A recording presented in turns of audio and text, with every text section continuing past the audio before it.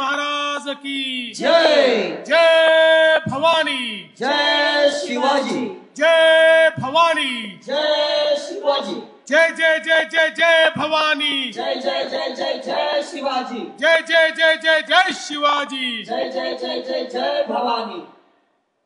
हिंदवी स्वराज्याचे सरसंस्थापक छत्रपती शिवरायांना मानाचा मुजरा करतो।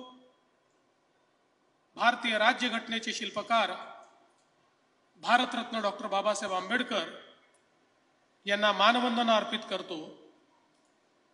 आजच्या या अतिशय सुंदर सोहळ्यामध्ये आपल्याला आशीर्वाद देण्याकरता या ठिकाणी उपस्थित असलेले परमपूजनीय स्वामी गोविंद देवगिरी महाराजजी, परमपूजनीय बालयोगी सदानंद बाबाजी, राष्ट्रसंत निळकंठ शिवाचार्य महाराज, परमपूजनीय आलोकनाथ महाराज, त्याचप्रमाणे मंचावर उपस्थित असलेले सन्माननीय आमदार किसन कथोरेजी, सन्माननीय खासदार सुरेश म्हात्रेजी, सन्माननीय माजी खासदार कपिल पाटीलजी, आमचे सहकारी निरंजन डावखरेजी, दौलत दरोडाजी, ज्यांचा जन्मदिवस आहे ते आमचे सहकारी महेश चौगुलेजी, श्री विश्वनाथ पाटीलजी, नरेंद्र पवारजी, जितेंद्र डाकीजी, विजय सूर्यवंशीजी, अशोक शिंगारेजी, संजय दराडेजी, DM स्वामीजी, रोहन घुगेजी, श्री अनंता भोईरजी, ज्यांच्यामुळे हे मंदिर साकारलं गेलं ते सन्माननीय इथले संस्थापक अध्यक्ष शिवक्रांती प्रतिष्ठान राजीव चौधरीजी आणि ज्यांनी त्यांना मार्गदर्शन केलं ते हबप डॉक्टर कैलास महाराज निचिते, या संपूर्ण शिवक्रांती प्रतिष्ठानचे टीमचे सर्व सदस्यगण आणि या ठिकाणी उपस्थित सर्व शिवप्रेमी शिवभक्तांनो, आपल्या सर्वांना मी छत्रपती शिवाजी महाराज यांच्या जयंतीच्या खूप खूप शुभेच्छा देतो। आणि सर्वात पहिल्यांदा मी आभार मानतो राजू चौधरी आणि कैलास महाराज निचिते यांचे की त्यांनी अतिशय सुंदर अशा प्रकारचं महाराजांचं मंदिर या ठिकाणी तयार केलं। महाराजांचं मंदिर कशा करता? महाराजांचं मंदिर या करता की आज आपण आपल्या इष्टदेवतेच्या मंदिरात जाऊन इष्टदेवतेची साधना करू शकतो। याचं एकमेव कारण छत्रपती शिवाजी महाराज होते। त्यांनी देव देश आणि धर्माची लढाई त्या ठिकाणी जिंकली, म्हणून तुम्ही आणि आम्ही हिंदू आहोत आणि आपल्या देवतेचं दर्शन करू शकतो। आणि म्हणून जसं हनुमानाचं दर्शन घेतल्याशिवाय प्रभू श्रीरामांचं दर्शन पूर्ण होत नाही, तसं छत्रपती शिवरायांच्या दर्शनाशिवाय कुठल्याच देवाचं दर्शन हे आपल्याला त्या ठिकाणी कधीच फळणार नाही। आणि म्हणूनच छत्रपती शिवरायांचं मंदिर या ठिकाणी बांधण्याचा जो निर्णय हा या आमच्या प्रतिष्ठाननी राजूभाऊ तुम्ही सगळ्यांनी घेतला, मी खरोखर तुमचे मनापासून आभार मानतो।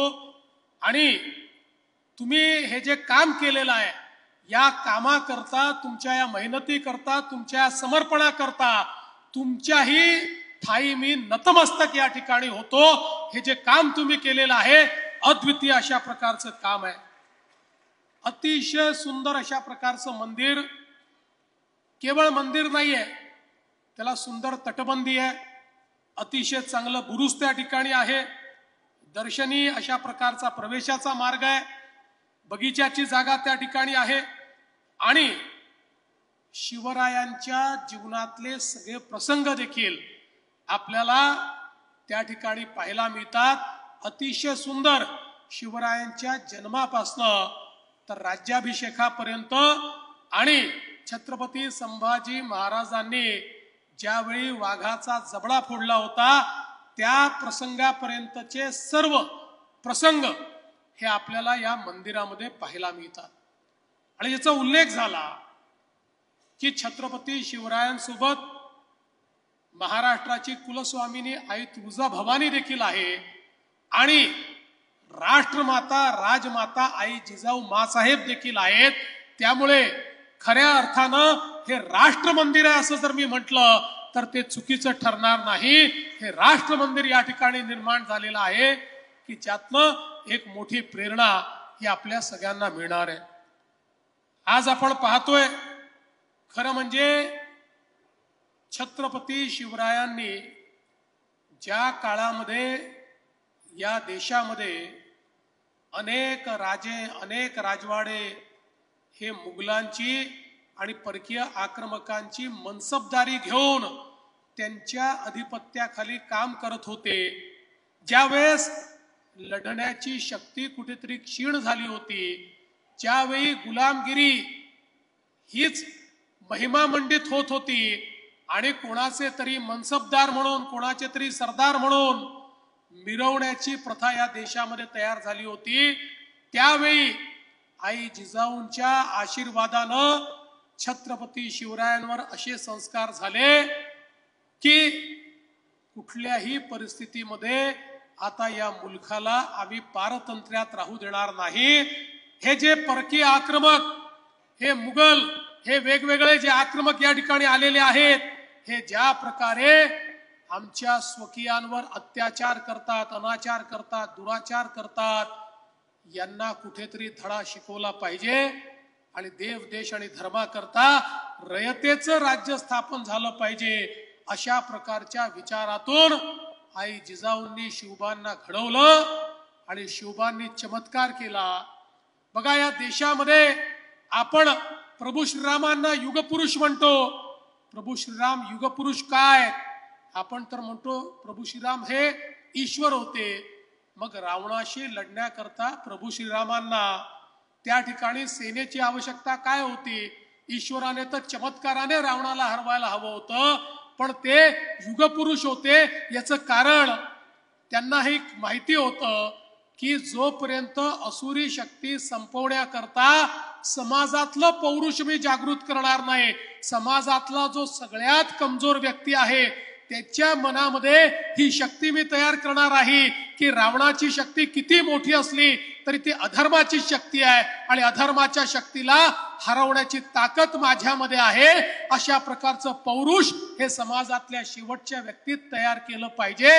आणि म्हणूनच प्रभू श्रीरामांनी छोट्या छोट्या लोकांना एकत्रित केलं, त्यांच्यातलं पौरुष जागृत केलं आणि त्यांच्या भरोशावर जगातली सगळ्यात मोठी शक्ती जी अधर्मी शक्ती होती त्या शक्तीचा निपात केला.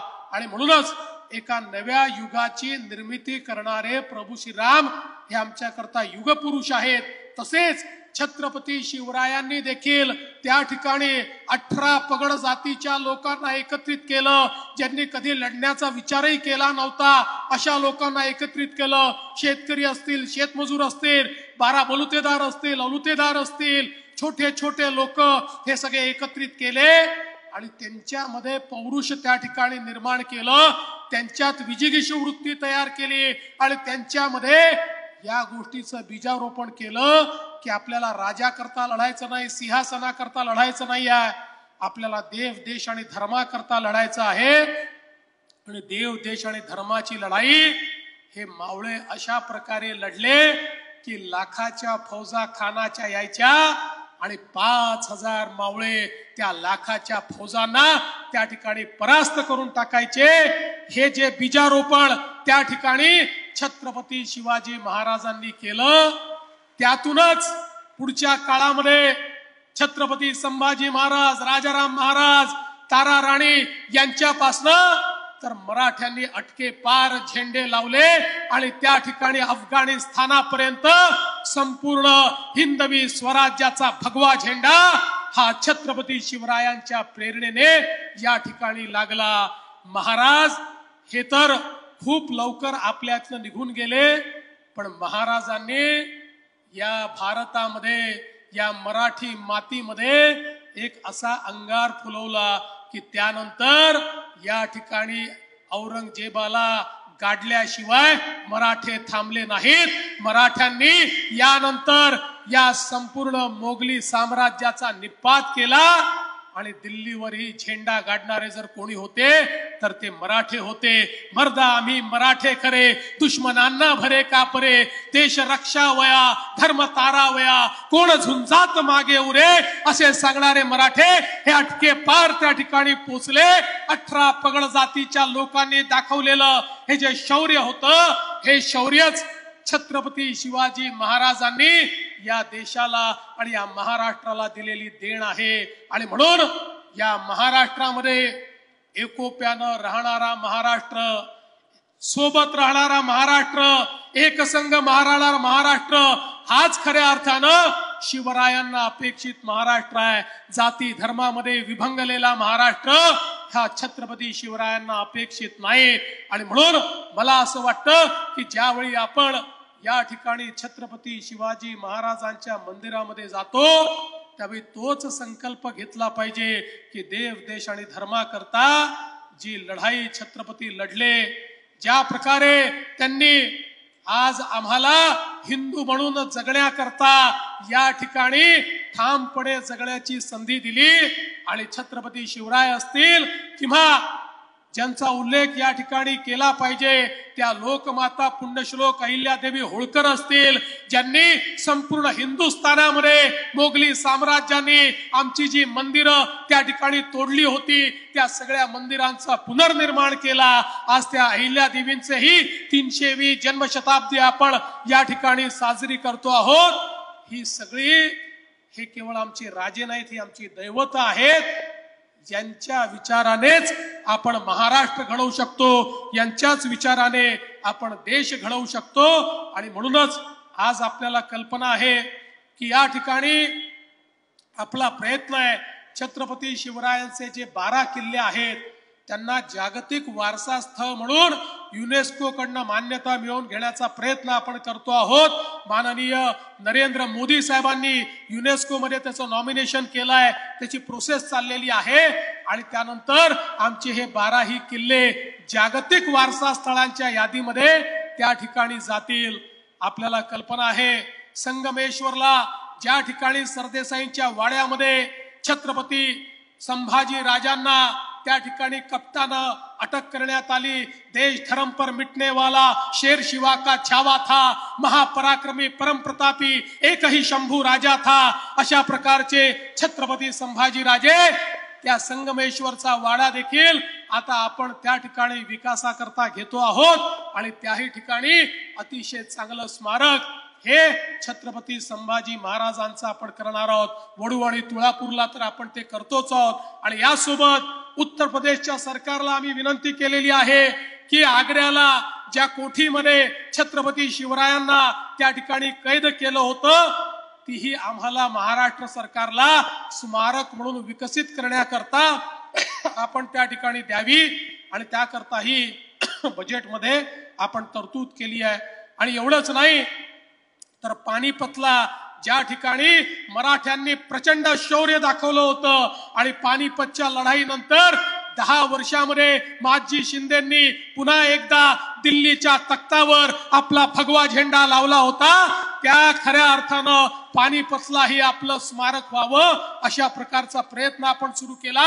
आणि त्यालाही आता आपण जवळपास मान्यता दिलेली आहे आणि तिथेही आपण एक प्रकारचं स्मारक तयार करतोय.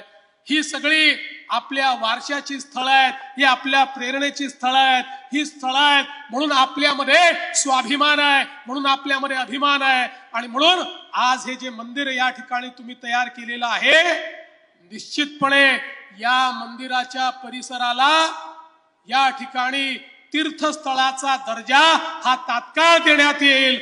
आणि या ठिकाणच्या विकासाकरता ज्या ज्या गोष्टी आवश्यक आहेत त्या सगळ्या गोष्टी निश्चितपणे करण्यात येतील. आणि एवढंच नाही तर एक जे आपल्याला रस्त्यांचं योग्य जाळं या ठिकाणी तयार करायचं आहे, मी पीडब्ल्यूडी ला सांगतो, पीडब्ल्यूडीने तात्काळ आपल्या मंदिर समितीशी संपर्क करावा आणि कुठून कुठून आपल्याला योग्य रस्ते तयार करता येतील जेणेकरून या मंदिरात येणं सुगम होईल. अशा प्रकारचा प्रयत्न आपण करू. भिवंडी वाडा रस्ता तर आपण करतोच आहे, त्यात काय अडचणी आहेत त्या आपण दूर करू. पण इथे येण्याकरता भाविकांना अतिशय योग्य रस्त्याने येता यावं, याकरता ज्या ज्या गोष्टी करण्याची आवश्यकता आहे. अरे तुम्ही एवढं मोठं काम उभं केलेलं आहे, हे तर फार छोटीशी गोष्ट तुम्ही आम्हाला सांगतात. ही गोष्ट निश्चितपणे आपण या ठिकाणी करू. आज यातनं एक संदेश निश्चितपणे जातोय की या देशामध्ये महिमा मंडन होईल तर ते छत्रपती शिवरायांच्या मंदिराचं होईल, औरंगजेबाच्या कबरीचं होणार नाही. हे देखील या निमित्ताने लक्षात घेतलं पाहिजे. आज हे ठीक आहे, खरं म्हणजे त्या औरंग्याची कबर कशाला हवी, परंतु आपल्याला देखील कल्पना आहे की एएसआयने त्याला 50 वर्षापूर्वी संरक्षित म्हणून अशा प्रकारचं त्या ठिकाणी स्थळ म्हणून घोषित केलेलं आहे. आणि म्हणून त्याचं संरक्षण देखील करायची जबाबदारी ही राज्य सरकारवर आणि केंद्र सरकारवर येऊन पडलेली आहे. काय दुर्दैव आहे, ज्या औरंग्याने आमच्या हजारो लोकांना मारलं त्याच्याच कबरीचं संरक्षण आम्हाला करावं लागतं. पण एक वचन तुम्हाला निश्चितपणे देतो, काहीही झालं तरी या महाराष्ट्रामध्ये औरंगजेबाच्या कबरीचं महिमा मंडन होऊ देणार नाही, त्याचं उदात्तीकरण होऊ देणार नाही. त्याचं उदात्तीकरण करण्याचा कोणी प्रयत्न केला तर तो प्रयत्न त्याच ठिकाणी चिरडून टाकण्याचं काम या आम्ही केल्याशिवाय राहणार नाही. हे वचन छत्रपती शिवरायांच्या या मंदिराच्या समोर आपल्या सर्वांना मी देतो.